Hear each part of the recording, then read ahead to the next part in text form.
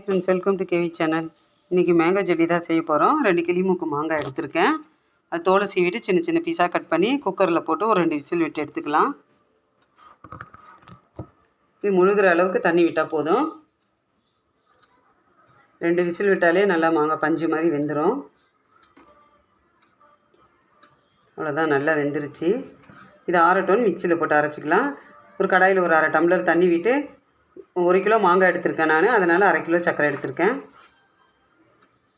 அரைச்ச மாங்காய் விதையும் அதில் கொட்டிட்டு ஒரு 1/2 ஸ்பூன் மஞ்சத்தூள், 1/2 ஸ்பூன் உப்பு, 1 ஸ்பூன் சாட் மசாலா, 1 ஸ்பூன் தனி மிளகாய் தூள் இதெல்லாம் போட்டு நல்லா கலந்து அந்த மாங்காயில் இருக்க தண்ணியெல்லாம் நல்லா சுண்டி வர வரைக்கும் நம்ம கிளறணும். அது கிளறிட்டே இருக்கணும், இல்லாட்டி அடி பிடிச்சிரும். 1 கிலோ மாங்காய்க்கு 1/2 கிலோ சர்க்கரை கரெக்டாக இருக்கும் அளவு.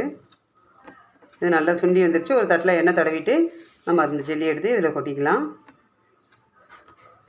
இது நல்லா 2 நாள் வெயிலில் காய வச்சோம்னா பீஸ் போடுறதுக்கு நல்லா அழகாக வந்துடும். இது நான் செஞ்ச நேரம் பார்த்திங்கன்னா மழை வந்துருச்சு, வெயிலே இல்லை. 1 வாரம் ஆச்சு எனக்கு இது காயறதுக்கு. நீங்கள் நல்லா வெயில் இருக்கும் போது இது செய்யுங்க. ஏன்னா இப்போது எப்போ மழை வருது எப்போ வெயில் காயுதுன்னே தெரிய மாட்டேங்குது. இது சாப்பிட ரொம்ப நல்லாயிருக்கும்.